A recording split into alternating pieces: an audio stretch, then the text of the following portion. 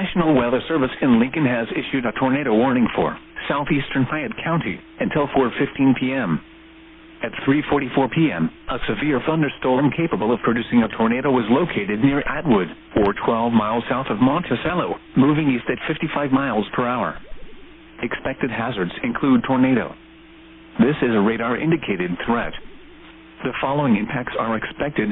Flying debris will be dangerous to those caught without shelter. Mobile homes will be damaged or destroyed. Damage to roofs, windows, and vehicles will occur. Tree damage is likely. This tornadic thunderstorm will remain over mainly rural areas of southeastern Fayette County.